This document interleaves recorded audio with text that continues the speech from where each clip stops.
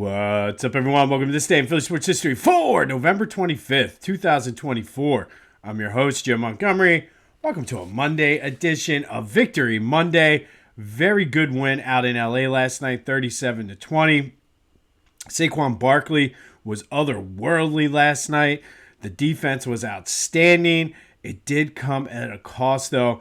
Brandon Graham likely out for the season with a torn tricep. I guess he's the one that said he was out.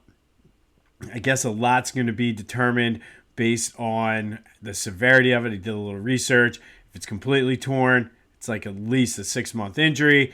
If it's just partially torn, it could be a few weeks. So I guess we'll get more information on it today. Well, it's a huge loss. I mean, he's been playing like he's found the fountain of youth. Obviously, he's a leader in the locker room. So we'll have more on Brandon Graham tomorrow once we get some more clarity on the injury. But back to the game, Saquon Barkley already has his career high in rushing yards. He had 300 total yards from scrimmage yesterday, smashing the Eagles team record, 255 rushing yards. That also is an Eagles team record. Just ridiculous game by Saquon Barkley. AJ, in case you missed this, had 100 yards himself. Jalen was just very smart with the football. Overall, a good win. I know on one of my text chains we were talking about where was Zach Bond, but it did seem as though a lot of the plays were going more toward Nakobe Dean, who stepped up and had a good game himself. So I don't think that's anything to worry about. One thing, I mentioned this last week, and I'm going to mention it again. The refs were terrible. And honestly, they were terrible on both sides. But there has to be something done in the NFL where teams can challenge certain penalties. And I don't know if that means just adding an extra challenge. I don't think you need to do it every time, but just expand what can be challenged, because those were some ticky-tack pass interferences. And then the one that they called on the Eagles with Slay was just, he got beat, but I don't know if he hooked him. The one where the Eagles got the call in the end zone, that was kind of questionable too. And then it was like the makeup call because Landon Dickerson pushed, like, the refs have made themselves more of the story. And I usually don't, I don't ever blame a game on a referee, because I think if you, like the Eagles did last night, if you make enough plays, you take the refs out of it. But man, it was just brutal. So I would love to see them expand it. All you need to do is add one more challenge per team, keep everything else the same, and allow them to review. Like, maybe it's just pass interference. Maybe, because I think holding might get a little dicey, but like holding or pass interference, offsides, even false starts, things like that. It was brutal. It was absolutely bad. But the Eagles survived, came out with a 37-20 win. We win our bet to move to 6-5 on the year. That late touchdown by Stafford blew the under. That was a dead under game too. But that's all right. We survive. We move on. But let's take a look at the 3 keys from yesterday and how the Eagles did. I said the first key was protect Jalen Hurts and allow him to make smart decisions and make plays. The offensive line only allowed 1 sack. Jalen did a nice job reading the pressure and running and picking up first downs. No turnovers. He made good throws when he had to. One thing I'd like to see changed, and we were talking about this as well, there was just too many design runs. Some of them worked, obviously, but at the worst times, I don't like the so many called quarterback runs. Let Jalen do his thing. Let him read the pressure. And then each time, and you saw, like, he's getting 10 yards a carry when he's taking off and running. But to call the design runs, it just seemed like they were not working the way they were drawn up. But overall, they protected Hurts. Smart game by him. Good decisions, and it opened up the game for Saquon, who just ran wild. We talked about Mishkov Mania running wild.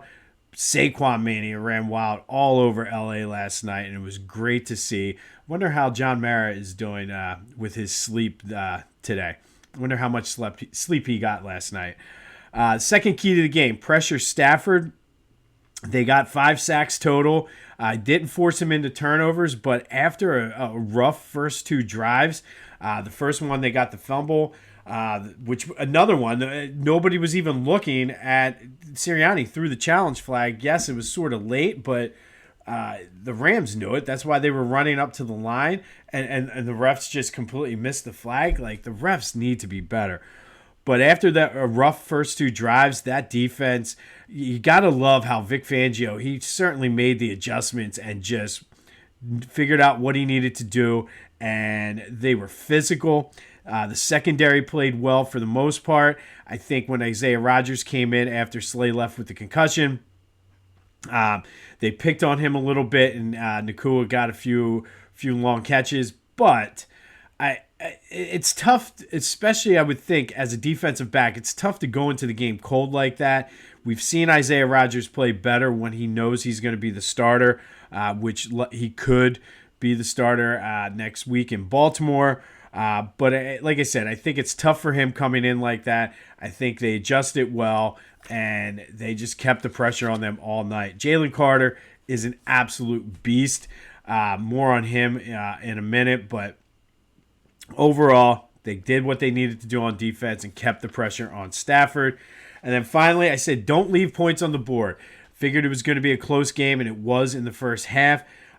Jake Elliott, 3 for 3 on his field goals, 4 for 4 on extra points. Sirianni, I thought, coached an excellent game. I think it read the game flow, and then I don't know what analytics would have said, but read the game flow and then made his decisions based on the game. He was fiery on the sideline, and that's the Nick Sirianni we want. Making smart decisions, having a little bit of fire, and being animated on the sidelines, not yelling at fans. So I think overall they played smart, didn't leave points on the field, made a couple good decisions with trying to draw the Rams off sides on 4th down, especially late in the game. But overall, what a game for the Eagles. And I think it's finally, we've been kind of hinting around at it. We've been kind of talking about it. But I think it's time to say that this team is a bona fide Super Bowl contender. I think you got Jalen Hurts, and a lot of times this word is thrown around, and it comes off as like a negative connotation, but he's a good game manager. He makes plays when he has to. I don't necessarily need him to go out there and throw for 300 yards. And if you look at what Patrick Mahomes has been doing this season, he's been more of a game manager, letting his defense and making plays when he needs to.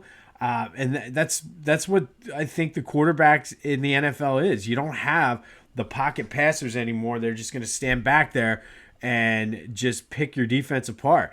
They make plays. It's like an extra added weapon.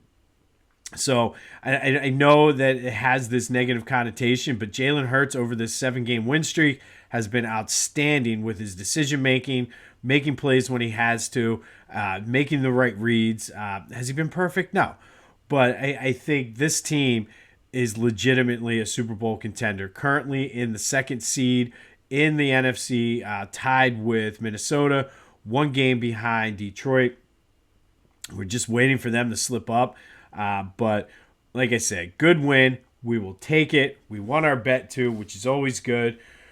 Have a day to decompress here and then start getting ready for Baltimore. We talked a few weeks ago about the breaking the season into 4-game pods. They went 2-2, 4-0, and we said minimum they need to go 2-2 in this 3-game pod. They're already 3-0, so things are looking good in that. And we finished up this pod next week with the Ravens. Looking forward to that. That's going to be a great game and another sort of measuring stick game for the Eagles to see where they stand against one of the top teams in the AFC. 37-20, Eagles beat the Rams, which leads us into the question of the day. I mean, I don't think there's any. I mean, maybe we should pick the second GOAT because who was the GOAT of the game?